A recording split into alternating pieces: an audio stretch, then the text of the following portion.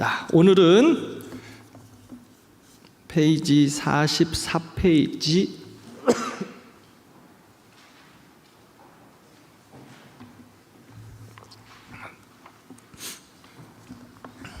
44페이지 보겠습니다.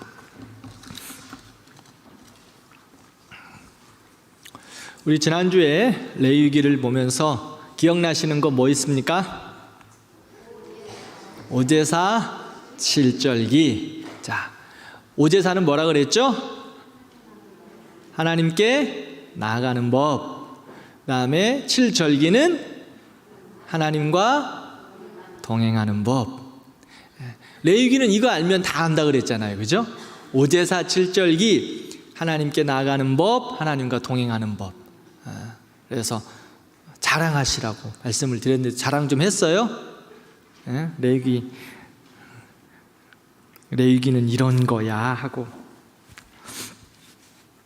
여러분들 하나님께 동행하는 법들을 동행하기 위해서 여러분들만의, 또 우리 교회 안에, 여러분들의 가정에 7절기를 세웠으면 좋겠다라고 말씀을 드렸어요. 그래서 2024년도에도 우리 교회가 온 성도들이 하나님과 동행하기 위해서 우리 교회도 열심히 절기와 같은 것들을 준비하겠다라고 말씀을 드렸는데, 여러분들이 교회에서 함께하는 그 사역이 여러분들이 하나님과 동행하는 그러한 절기들이 되기를 바랍니다.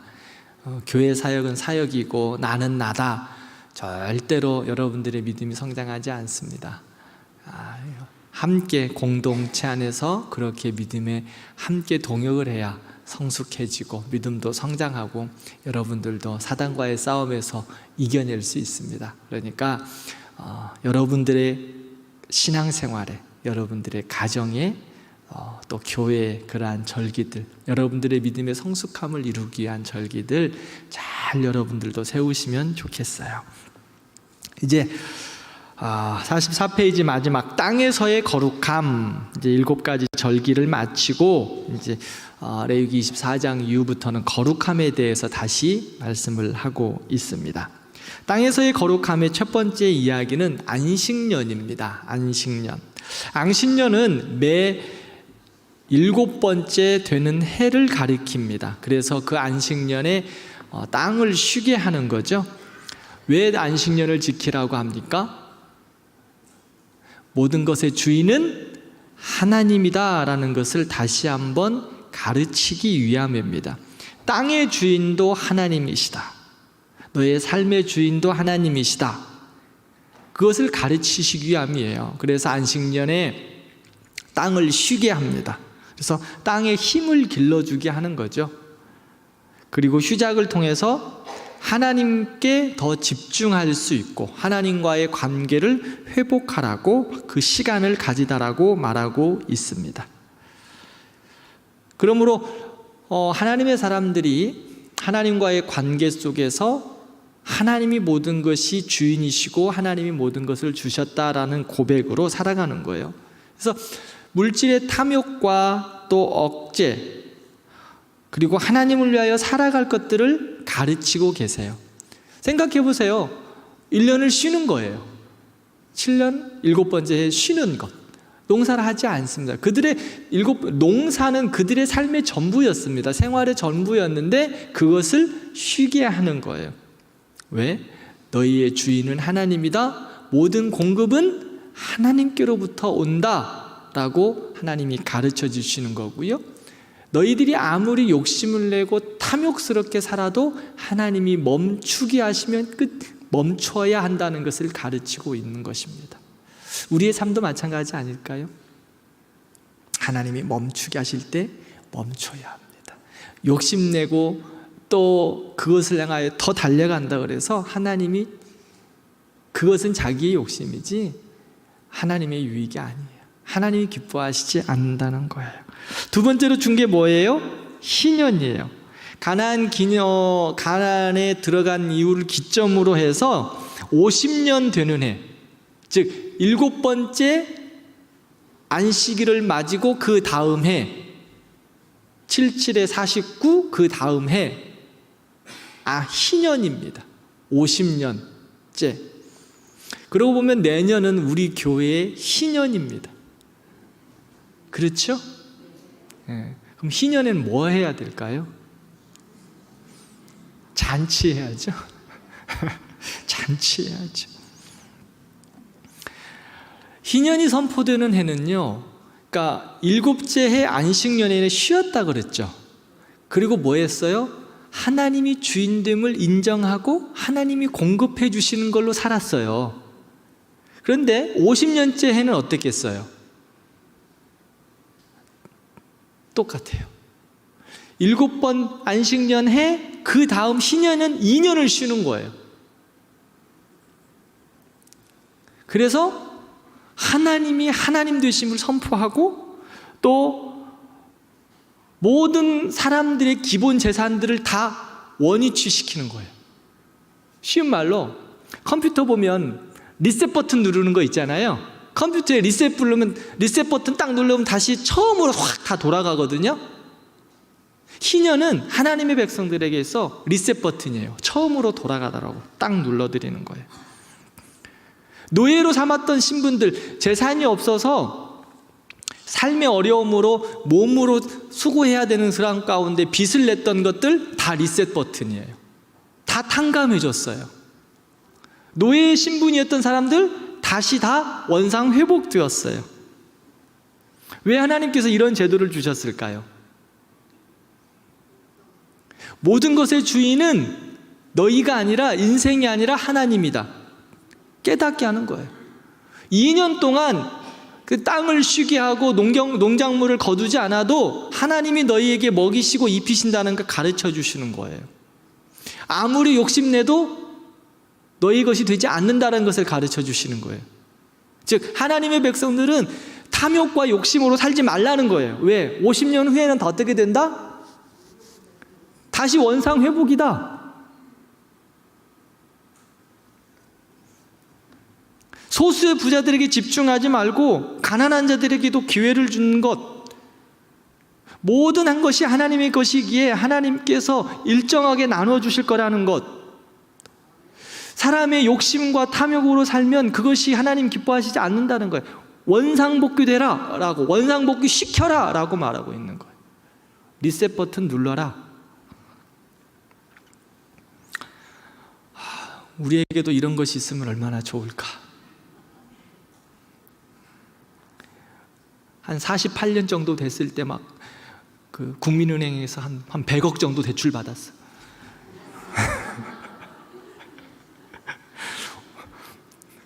2년만 버티면 돼. 50년 해방이야. 다 원위치. 그렇죠? 근데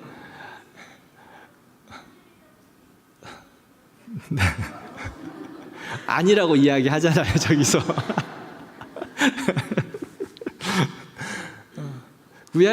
구약의 개념이에요. 우리는 그 원리를 받아들이는 거예요. 원리를. 모든 것이 하나님의 것이다. 탐욕스럽게 살지 말아라.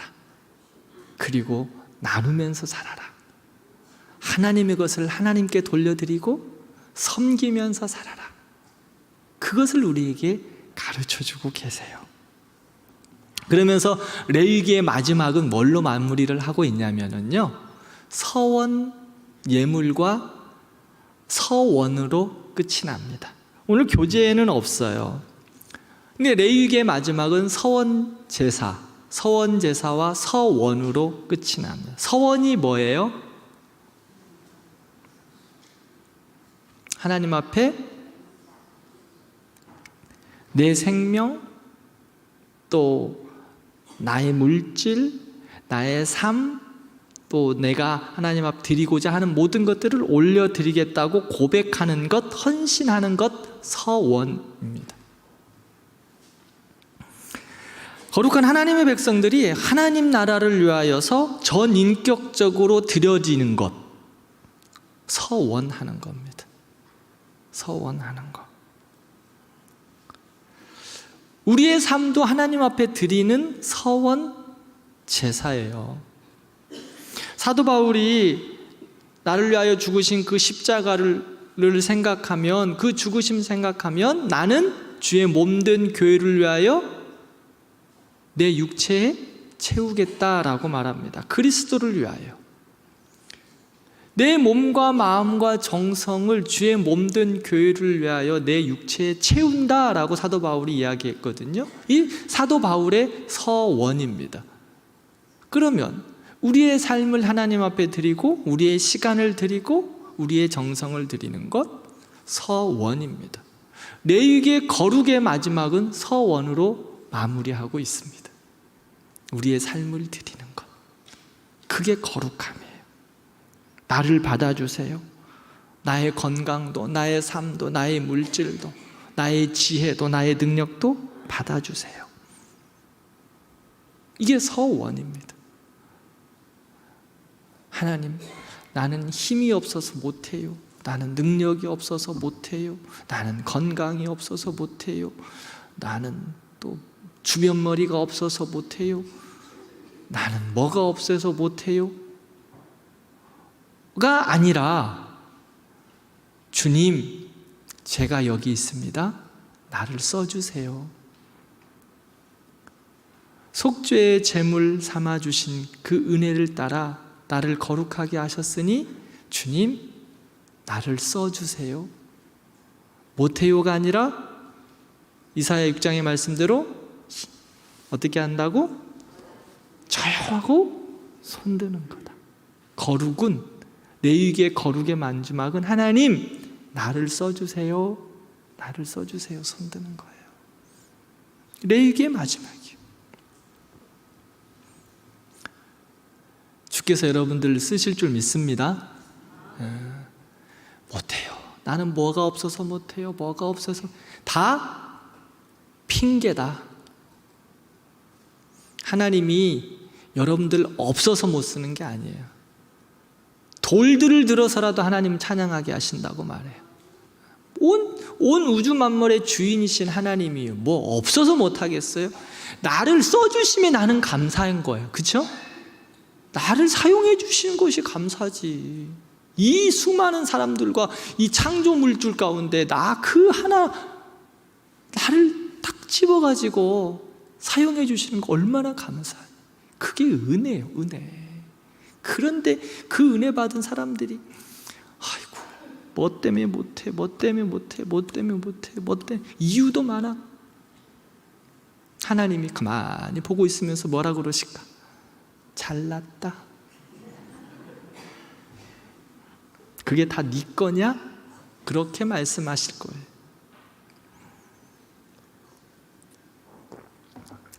하나님 앞에 거룩한 삶은 주님, 내가 여기 있습니다.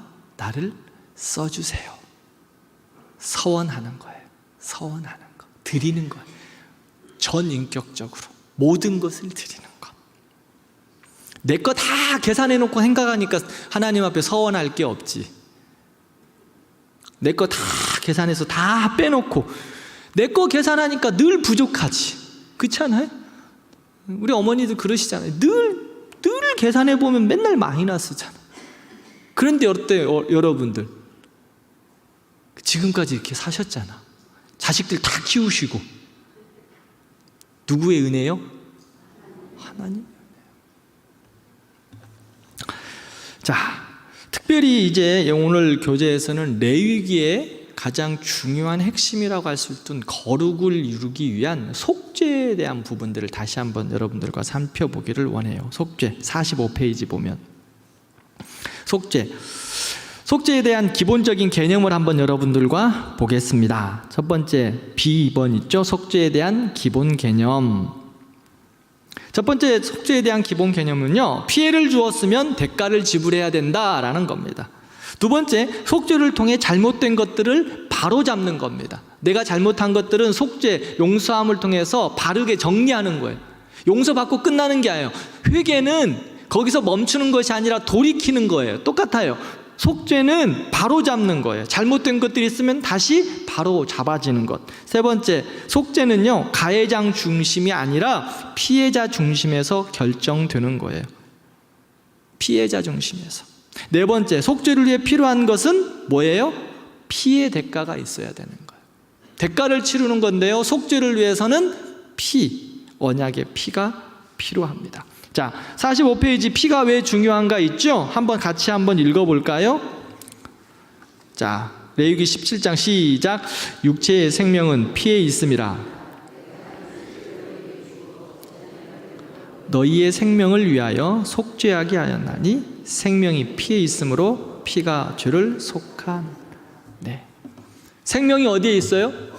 피에 있다고 말합니다. 그래서 피에 속죄함이 있어야 합니다. 죄의 싹은 사망입니다. 죄에 대한 해결을 위해서는 피의 제사가 필요했어요. 생명이 무엇으로 나타나나? 구약에서는 어떻게 했죠? 구약의 동물의 피, 제사를 통해서. 하나님께서 이것을 우리에게 가르쳐 주셨어요. 처음에 아담과 하와가 범죄했을 때 하나님이 두려워서 숨었죠? 죄책감과 수치를 가리기 위해서 나뭇잎을 따가지고 가렸어요. 그런데 그때 하나님께서 어떻게 하셨어요? 가죽옷을 입혀주셨어요. 가죽옷을 만들기 위해서는 뭐가 필요했을까요? 동물의 피 흘림이 필요해요. 죄의 수치를 가리기 위해서는요, 나뭇잎으로 갈 수가 없어요. 왜? 나뭇잎 햇볕 찌면 다시 싹 다 말라 비틀어 버려져. 동물의 피가 필요해요. 희생이 있어요. 죄 사함을 위해서 피 흘림이 있는 거예요. 5가지 우리 제사 했죠? 끔찍함도 있어요. 날마다 동물 잡아야 되니까. 여러분과 저는 얼마나 은혜예요, 그죠? 오늘도 이렇게 기쁨으로 따뜻한 곳에서 하나님을 찬양하고 예배하잖아요. 구약에는 어떻게 해요? 지금 저거 밖에서부터 지금 동물 잡고 피 질질 흘리면서 다 들어와서 해야 돼. 그렇지 않아요? 여러분들이 오늘 예쁘게 하고 지금 좀 폼나게 다 이렇게 앉아 계시잖아. 구약 시대는 어떻게 저기서 바깥에서부터 지금 목 따야 된다니까. 피를 끝까지 다 빼야 돼. 근데 지금 우린 피비린내 나지 않는 이곳에서 하나님을 예배하는, 얼마나 감사해요. 영원한 피의 제사 누가 하셨어요? 예수님 때문에 이렇게 행복한 거예요. 그러나 속죄에는 뭐가 필요해요? 피. 그러나 예수 그리스도의 영원한 속죄가 우리를 자유케 하셨고 깨끗게 하셨어요. 자, 대속죄일에 대한 이야기를 한번 보겠습니다. 46페이지. 속죄제사. 대속죄일은 1년에 한 번 행해지는 이스라엘 백성들에게 있어 가장 중요한 날입니다. 대속죄일은 성경에 나타난 복음의 가장 시각적인 표상으로 남아있어요. 그날 하루는 우리에게 예수 그리스도를 가르쳐주며 십자가에서 죽으신 그의 죽음의 의미를 이해할 수 있도록 도와주는 상징적 의미로 가득 차 있습니다. 대속죄일에 나타나는 이 속죄제사의 모습은요, 그리스도의 피의 복음을 눈으로 보여준 거예요. 눈으로 보여라. 봐라.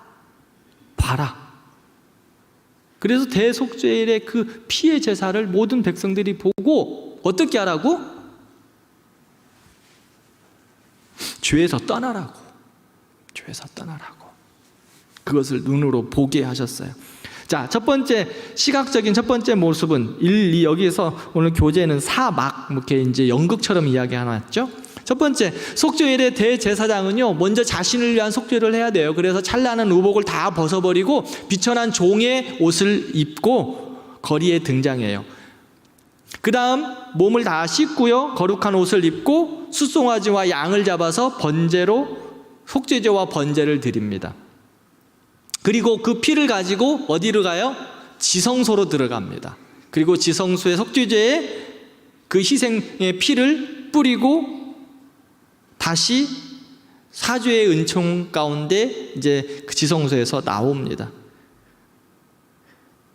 제사장은 그것으로 자신도 속죄의 은혜가 필요함을 보여주는 거예요. 그리고 이제 백성들 앞에 나타납니다. 제사장의 준비가 이제 끝났어요. 자신에 대한 속죄에 대한 부분들이 끝났어요. 이제 제사장이 지성소에서 나오죠. 나오면 어떻게 돼요? 2마리의 염소가 끌려 나옵니다. 그리고 첫 번째 염소가 도살됩니다. 대제사장은 그 첫 번째 염소의 피를 가지고 속죄소로 들어갑니다. 그리고 그 피를 뿌려요. 죄사함의 은혜를 바라면서 희생제물의 피가 이제 제단에 뿌려지고 은혜가 베풀어지고 사죄의 은총이죠. 그리고 이제 대제사장이 그 지성소에서 다시 나와요. 그러면 두 번째 염소가 제사장 앞으로 끌려옵니다. 이 염소를 아사셀 염소다라고 이야기합니다. 혹시 아사셀 염소 들어보셨죠? 아사셀 염소. 이 대제사장은 이 아사셀 염소의 그 머리에 두 손으로 안수해요. 왜 안수할까요? 그렇죠. 죄에 대한 전가예요. 죄에 대한 전가. 모든 불의와 죄에 대한 전가. 이스라엘의 모든 죄. 그러니까 첫 번째는 본인의 죄에 대한 순양과 양을 숫소와 순양을 들여서 자신의 죄를 속했고, 두 번째 아사셀 염소를 잡고 그 피를 뿌렸어요. 그리고 이스라엘의 죄를 모든 것을 가지고 아사셀 염소에게 뿔을 잡고 기도하는 거예요. 다 전가한 거예요. 이스라엘의 모든 불의와 죄에 대한 부분들 1년에 한 번 대속죄일에 이 일을 하는 거예요. 그래서 그럼 이제 그 아사셀 염소 어떻게 해요?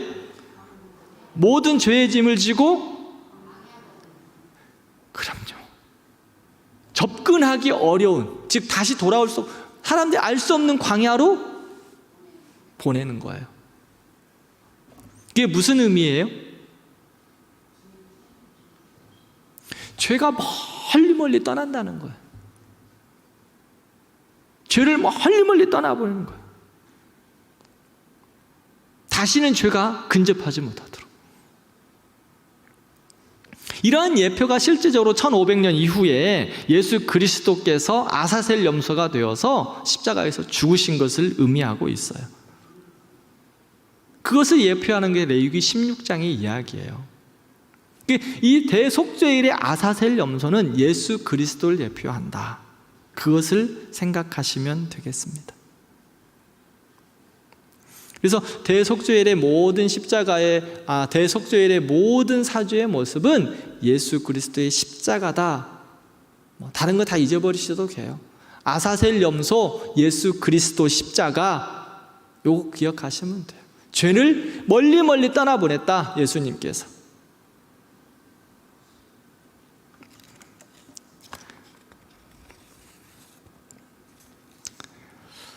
자, 레위기 한번 정리해 봅시다. 구약의 5가지 제사와 7번의 절기. 구약의 제사들 결코 유쾌한 행사가 아니에요. 죄에 대해서 날마다 그 부분들을 고백하고 동물을 잡아야 하는, 각을 떠야 하는 것, 피비린내 나는 일이었습니다. 그렇지 않습니까? 매일매일 죄에 대해서 피비린내 나는 그 모습을, 죄를 진 사람이 제사 제물을 갖고 왔을 때 그 각을 뜰 때까지 함께 동참했어요. 제가 이야기했죠. 그것만 던져주고 본인은 간 거 아니에요.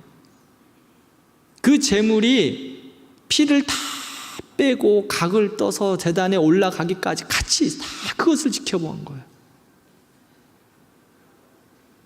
피비린내 나는 일이었어요.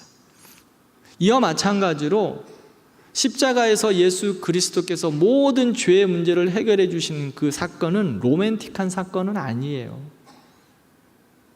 정말 피비린내 나는 사건이었습니다. 눈 뜨고 볼 수 없는 끔찍한 사건이 바로 십자가의 사건입니다. 왜요? 우리의 죄가 그만큼 심각했다는 거예요. 죄의 문제는 심각한 겁니다. 그런데 그 죄의 심각성을 누군가 해결해 주신 거예요. 구약시대에는 그것을 예표하기 위해서 동물을 죽여서 피를 쏟아냈어요. 예수님께서 그 고통을 담당하셔서 우리의 모든 죄의 문제를 이제 해결하셨어요. 예수의 피만이 오직 유일한 길이라고 말씀합니다. 우리가 죽어야 할 자리, 그 자리 예수님께서 대신 죽어주셨어요. 우리가 피 흘려야 할 그 자리에 예수님께서 흘려주셨어요. 이것이 속죄입니다. 그러기에 우리는 거룩함을 이제 이루어 가야 합니다. 레위기가 그것을 말하고 있습니다. 거룩함을 이루어가라. 하나님께 나아가는 법, 5가지 제사, 거룩함을 이루어가기 위해서 하나님께서 주신 방편이었죠. 그렇게 나아간 하나님의 사람들, 성화, 더 거룩을 이제 이루어가라. 하나님과 동행하는 법, 7가지 절기, 그것을 우리에게 말씀하셨습니다. 그것을 따라서 너희의 삶을 전인격적으로 드려라. 마무리에 서원 말씀하고 있습니다. 우리의 삶을 전인격적으로 드려라. 그게 레위기의 말씀드립니다. 자, 레위기 하면 뭐 생각난다? 오제사 7절기. 오제사 7절기. 오제사는 뭐다? 하나님께 나아가는 법. 7절기는 하나님과 동행하는 법. 그래서 무엇을 이루어 가야 된다? 거룩을 이루어 간다. 거룩을 이루어 간다. 이게 레위기. 이제 레위기 다 아셨죠? 레위기 여러분들 성경 통독하실 때 레위기에 쭉 어려운 단어들 많이 나오고 제사들 쭉 나오면 오제사 7절기 이 말씀 생각하면서 거룩을 이루어야 된다 생각하면서 레위기를 읽으시면 또 하나라도 여러분들의 눈에 들어올 거예요. 그래서 여러분들 레위기 어렵다고 생각하지 마시고 그렇게 오제사 7절기 마음속에 두고 레위기를 보시면 좋을 것 같습니다. 이제 민수기 넘어가겠습니다. 48페이지.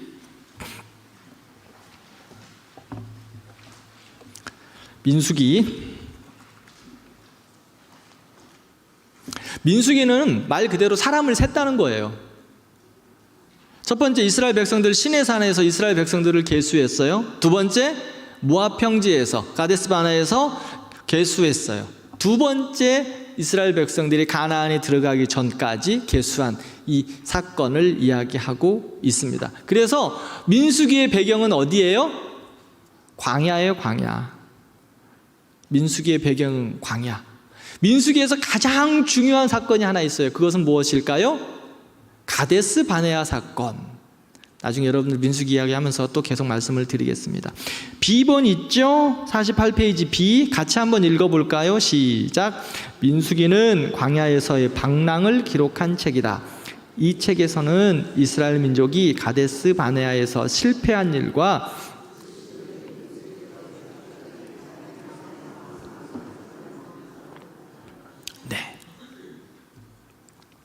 레위기는 시내산에서 한 달 동안 기록된 책이고요.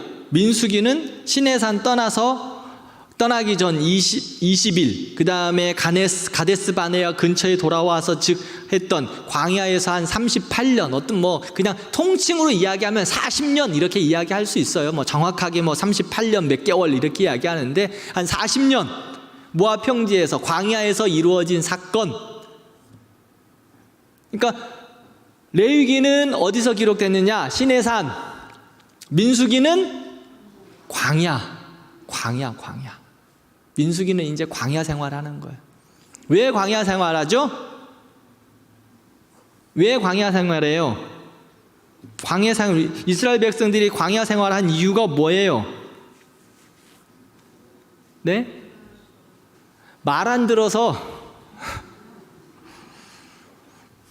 말 안 들어갖고 자기 마음대로 하면 좋을 줄 알았는데 말 안 들어가지고 광야로 쫓겨난 거예요. 하나님 앞에 한 10일, 멀어도 한 10일이면 들어갈 수 있는 길을 40년 동안 돌았어요. 40년 동안 하나님 안 믿어가지고, 하나님 안 믿고 지 마음대로 하면 잘 될 줄 알았는데 죽도록 고생했다는 거예요. 그래서 출애굽 1세대들은 다 죽어버렸어요. 그리고 새로운 세대 2세대들이 들어갑니다. 하나님 앞에 말 안 들으면 하나님이 징계하실 때는 생각보다 무서워요. 자, 민수기 한번 살펴보겠습니다. 자, 민수기 한눈에 보기 있죠? 자, 한눈에 한번 보세요. 40년을 한 번에 한눈에 여러분들 보십시오. 40년입니다. 첫 번째 9세대의 20일 시내산에서 이제 떠나기 전에 한 20일간의 인구조사의 일들을 이야기하고 있고요. 그 다음에 가데스 바네아에서 하나님을 불신하다가 광야로 쫓겨납니다. 38년 동안을 헤매게 되죠. 그리고 다시 이제 가데스 바네아, 발음도 잘 안 된다. 그곳으로 다시 돌아오는 시간들, 그것에 대한 이야기들 한 약 5개월이라고 시간적인 개념을 가지고 있는데, 다시 모압 평지로 돌아와서 이제 이스라엘 백성들이 가나안을 2세대들이 들어가야 되는 그 마지막 일들을 기록하고 있는 거예요. 그러니까 일단 민수기는 40년 광야 생활이다 라고 보시면 좋을 것 같습니다. 자, 광야 생활 한번 들어가 볼까요? 49페이지 한번 보겠습니다. 49페이지 2번 보면 신의 산에서 이야기는 지금 출애굽기 레위기 이야기예요. 우리 오제사 7절기 또 나오죠? 성막 이야기 나오고, 이건 아까 우리가 지금 계속해서 했던 거니까 넘어가도록 하겠습니다. 그 다음에 이제 민수기 1장 세 번째 1차 인구조사 있습니다. 신의 산에서 떠나기 전에 하나님께서 명령하신 내용이 뭐예요? 인구조사였어요. 이스라엘 백성들이 신의 산에서 머무는 것이 목적이 아니라 어디를 가야 돼요 지금? 네, 하나님이 명령하신 약속의 땅 가나안은 가는 것이 목적이에요. 그래서 신의 산에서 율법을 주시고 이제 어떻게 섬길 것인가, 하나님께 나아가는 법, 하나님과 동행하는 법을 가르쳐 주셨어요. 그리고 한 나라와 민족이 어떻게 세워갈 것인가에 대한 율법들을 허락해 주셨어요. 그래서 이제 다 한 민족의 한 나라의 모든 것을 신의 산에서 갖추어 주셨어요. 이제 출발하는 거예요. 어디로? 가나안으로. 그래서 그곳에 가기 전에 먼저 모세에게 명령했어요. 이제 그곳에 가는데 너희들이 인구조사 해봐라. 인구조사의 대상이 누구예요? 몇 명? 20세 넘는 남자들이에요. 그래서 종족과 가문을 따라서 이스라엘 백성들을 계수해 봤어요. 왜 인구조사했을까요? 거기 써져 있죠? 전쟁 준비하라고. 가나안 전쟁 가운데서 싸울 수 있는, 즉 우리가 알다시피 처음 가나안 땅에 들어가서 싸운 게 무슨 싸움이었어요? 여호수아가? 그럼 여호수아 넘어가면 이제 우리가 함께 배울 텐데, 가나안에 들어가면 뭐 해야 돼요? 정복 전쟁 해야 되잖아요. 정복 전쟁. 그래서 사람들을 헤어보라는 거예요. 전쟁을 할 수 있는 사람이 20세 이상 되는 남자들이 몇 명이나 되는지 세어보라고 말하고 있습니다. 전쟁을 준비하기 위해서. 두 번째는 왜 인구조사라고 그래요? 가나안 땅, 여러분들 49페이지 2번 보세요. 자, 같이 읽어보겠습니다. 가나안 땅 점령은 하나님께서 이스라엘 맡기신 사명이다. 이스라엘 백성들에게 맡기신 사명이에요. 그래서 가나안 정복을 해야 돼요. 세 번째, 하나님께서 주시겠다고 약속하신 약속의 땅 가나안이었지만 그 땅을 얻기 위해 가나안족들과 싸워야 했다. 계속해서 말씀하죠. 전쟁을 위해서. 약속의 땅 가나안은요, 그냥 하나님이 주시겠다고 한 땅이었습니다. 약속으로 주시겠다고 한 땅. 근데 가나안을 들어가는 것이 하나님의 계획하심이에요. 하나님의 방법이셨어요. 하나님의 비전이에요. 그런데 그저 얻는 땅이 아니었습니다. 그 땅에는 이미 오랫동안 가나안 토속 민족들이 살고 있었어요. 지역마다, 곳곳마다. 그래서 가나안에 들어가면 그 땅을 쟁취하라고 성경은 말하고 있는데, 쟁취하기 위해서는 전쟁을 치러야 했어요. 그 땅이 비어있는 땅, 그냥 놀고 있는 땅이 아니었고요. 쉽게 얻어지는 땅이 아니에요. 전쟁은 쉽지 않고 무서운 것입니다. 피를 흘려야 할 수도 있습니다. 땀을 흘려야 해요. 왜 이렇게 힘들게 하라고 하셨을까요? 왜 힘든 전쟁을 치루어야 할까요? 여러분, 가나안 땅을 위하여, 가나안 땅을 얻기 위해서 하나님이 주신 땅인데 왜 힘든 전쟁을 치루어야 할까요? 하나님이 그냥 주실 수도 있었을 텐데 왜 준비하라고 그랬을까요?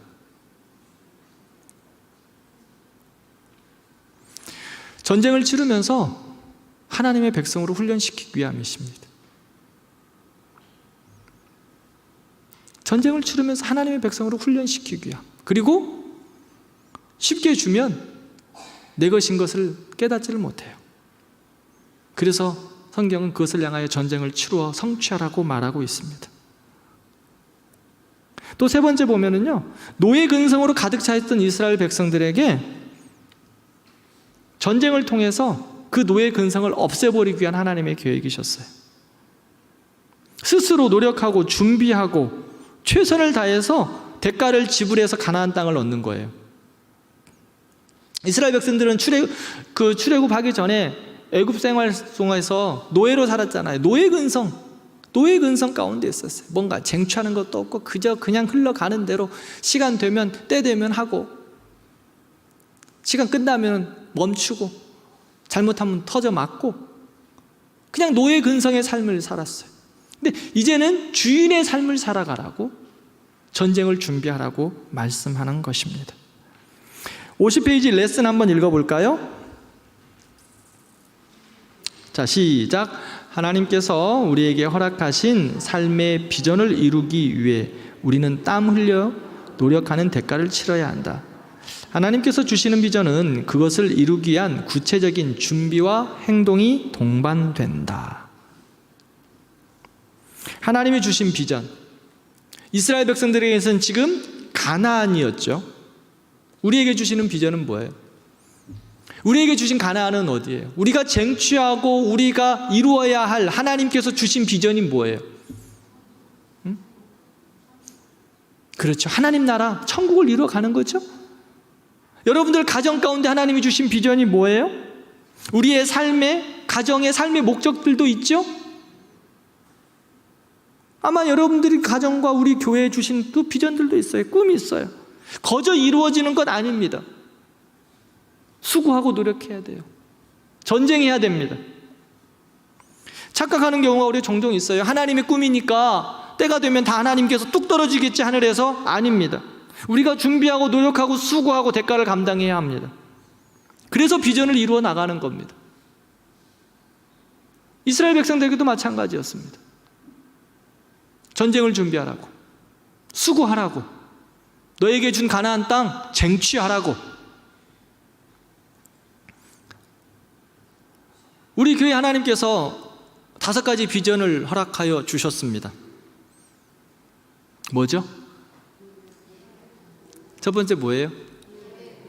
예배 공동체. 두 번째 비전 공동체. 세 번째 양육 공동체. 네 번째 섬김 공동체. 다섯 번째 증인 공동체.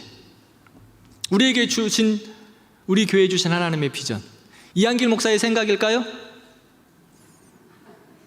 네? 제가 얼마나 잘났다고 그것들을 다 만들어냈겠어요. 성경 안에는 들어있는 믿음의 선배들이 다 이미 정리해 놓은 이야기를 저의 그냥 우리 교회 것으로 갖다 삼아 놓은 거예요. 이미 성경 안에 다 기록되어 있는 그 비전들을 정리해 놓은 거예요. 또 믿음의 선배들이 또 더 잘 요약해 놓은 거예요. 그것을 우리 교회에 저는 잘 가져와서 우리 교회가 성경 가운데 교회의 비전을 이렇게 가면 좋겠다라고 해서 여러분들과 함께 비전을 선포하고 감당하는 거예요. 자, 그러면 우리 언어로 이렇게 만들어냈는데 가만히 있으면 그게 이루어질까요? 가만히 있으면 하늘에서 뚝 떨어질까요? 야, 비전 좋다. 야, 멋지네. 그게 우리의 것이 돼요? 대답을 안 하시네. 가만히 있고 좋다고만 하면 안 돼요. 예배 공동체를 이루기 위해서, 생명의 공동체를 이루기 위해서 수고하고 애써야 해요. 바르게 예배를 드리기 위해서 정말 최선을 다해야 된다고요. 비전 공동체, 우리 자녀들이, 다음 세대들이 믿음으로 새 가기 위해서 수고하고 애써야 돼요. 우리 사랑하는 어른들 수고해 주셔야 돼요. 다음 세대에 기도만 하지 말고 기도와 함께 수고하고 노력하고 후원하고 격려하고 축복해줘야 돼. 그래야 우리 다음 세대들이 믿음으로 잘 살지. 우리 아이들 떠들고 주일날 와서 놀면, 예배 시간에 떠들면 예배드려야 돼 라고 이야기하지만 밖에서 애들 막 잘 뛰어놀고 그러면 야 잘한다 축복해 주세요. 왜 이렇게 시끄러워? 절대 안 돼요. 다음 세대를 축복한다, 다음 세대를 키우자 그러는데 애들이 교회 와서 뛰노는데 떠든다고 뭐라고 하면 되겠어요, 안 되겠어요? 그거는 다음 세대를 키우는 게 아니에요. 우리가 수고를 감당하는 거예요. 어른 세대들, 우리 권사님들, 장로님들 감당해 주셔야 돼요. 애들이 떠들면 시끄럽지. 응? 얼마나 시끄러워. 근데 애들 그거 또 뛰어노는 것, 바깥에서 뛰어놀고 예수 안 믿는 것 뛰어노는 것보다 예배당에서 뛰어노는 게 얼마나 행복하고 좋아요? 얼마나 예뻐요? 저는 그래서 우리 정말 기도하고 내년에는 바라기는요, 우리 아이들이 더 뛰어놀 수 있는 공간들이 많았으면 하는 기도 제목이 있어요. 내년에는 선포할 거예요. 우리 애들 뛰어놀 공간 하나님 주십시오. 우리 교회 좀 예배당 좋아요. 더 뛰어놀 공간이 있었으면 좋겠어. 애들이 뛰어놀 공간이 없으니까 맨 이상한 데 가잖아요. 좀 교회 와서 놀고, 교회에서 공부도 하고, 응? 교회 와서 장난도 치고, 그럼 더 좋지 않겠어요? 그런 것들을 누가 만들어줘야 돼? 어른들이 해줘야 돼요. 수고해야 돼요. 비전을 이루기 위해서는 수고하고 애를 써야 해요. 비전 공동체 이루어간다고 말만 다음 세대를 축복한다 하지 말고 수고해야 된다고. 그 다음에 양육 공동체 수고해야 돼요. 내년부터는 이제 양육 시스템을 하나하나 시작하려고 합니다. 하나하나. 한꺼번에 다 하면 못한다고 다 뒤집어질까가 하나하나. 그러면 우리 교회가 말씀으로 잘 세워져 간다. 기도하고 어떻게 해야 돼요? 이렇게 성경대학에 참여하는 것처럼 참여해서 같이 말씀 배우는 거예요. 7가지 절기 세운 것처럼 참여하는 거예요. 그래서 비전을 함께 이루어가는 거예요. 섬김 공동체 필요한 자리에서 열심히 섬겨야 된다. 섬김 공동체 우리 교회 비전 너무 좋아. 주일날 식당 봉사하면 절대 안 나와. 나는 잘 못해. 못하긴 뭘 못해.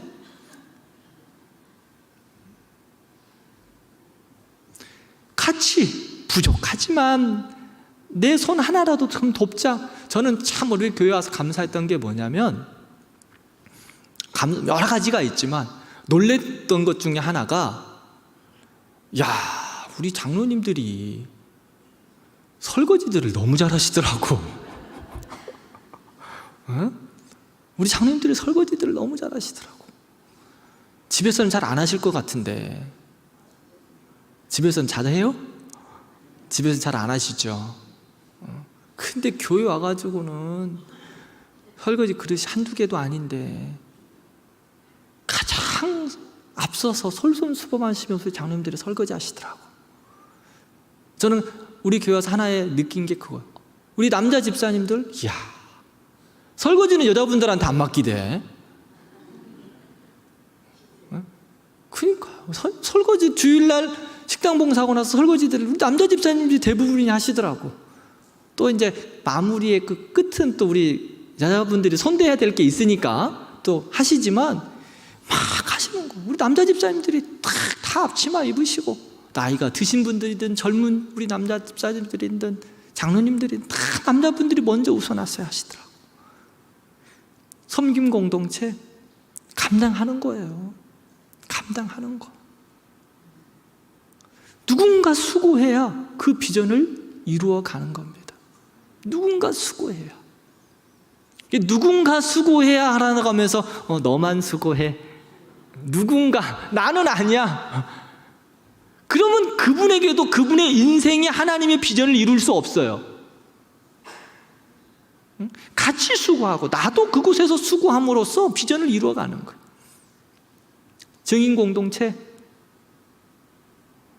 내년엔 또 우리 교회가 여러 가지 사역들 가운데 또 선교의 일들을 좀 더 집중하려고 합니다. 또 새로운 모습으로 한 부분에 집중하려고 해요. 내년에는 우리 스포 하겠습니다. 스포. 이런 걸 스포라고 하죠. 먼저 이야기해 주는 거. 아니, 공동회의 때 할게요. 기대하세요. 선교에 대한 시스템을 조금 바꾸려고 해요. 여러분들이 같이 수고하고 같이 해야 돼요. 그래서 우리 교회가, 우리 증인공동 자폐가 뭐예요? 세계 선교를, 좀 더 나가면 다시 한번 다 읽어보세요. 여기 마무리하는, 세계 선교를 마무리하는. 어떤 이는 그럴 수 있어요. 뭔 대광교회가 니네가 뭐라고 세계 선교를 마무리해. 아이고, 네 주제를 알아라. 그럴 수 있어요. 그러나 저는 아니요. 하나님께서 우리에게 능력 주셔서 세계 선교의 마무리의 끝자락의 그 부분을 우리 교회가 나는 감당할 수 있다고 생각해요. 꿈을 꾸는 거예요. 뭐 큰 교회는 큰 교회대로 하는 거고요. 우리 교회는 우리 교회가 감당해야 할 부분에서 세계 선교의 마무리를 감당해 가는 거예요. 하나님 보실 때 큰 교회, 뭐 수많은 교회, 뭐 돈으로 뭐 수천억 하는 선교하는 교회 있죠. 우리 교회는 적지만 그래도 하나님이 우리 교회에 주신 그 사명으로 감당해 가는 거예요. 하나님 보실 때는 뭘까? 크든 작든 하나님 보실 때 똑같아요. 제가 이야기했죠. 하늘로 올라가면 올라갈수록 다 뭐처럼 보인다? 다 점. 하나님이 수백억, 수천억, 우리 교회 1억, 그것도 똑같아. 또 작은 교회, 우리 교회보다 더 조금 뭐 사이즈가 작은 교회 1,000만 원, 100만 원, 하나님 보실 때는 그 정성, 그 수고, 그 노력, 그 정성 보시는 거죠. 우리 교회가 그거 감당해 보는 거예요. 세계 선교를 마무리하기 위해서, 땅 끝까지 주의 복음을 전하기 위해서 조금이라도 한번 쓰임 받아보자. 수고하는 거예요. 우리 교회가 수고하는 거예요. 헌신하는 거예요. 비전은 그렇게 이루어가는 겁니다. 그래서 전쟁하라고 해요. 그러기 위해서 인구조사예요. 하나하나 점검한 거예요. 자, D번 보겠습니다. 인구조사 결과 12지파 했죠? 몇 명이었습니다? 60만 3,550명. 어떤 지파가 빠졌어요? 근데 왜 12지파가 됐죠? 네? 요셉의 지파가 두 지파로 나누어졌어요. 에브라임과 므낫세 지파. 그리고 레위 지파는 빠졌습니다. 왜 빠졌어요? 특별한 임무와 사명을 맡았죠? 성막을 지키고 제사를 드리는 일들이 책임을 감당했기에 레위 지파는 빠졌어요. 전쟁을 위해서 빠졌다고. 그리고 그것을 대신해서 에브라임과 므낫세 지파 12지파의 총 인원이 60만 3,550명.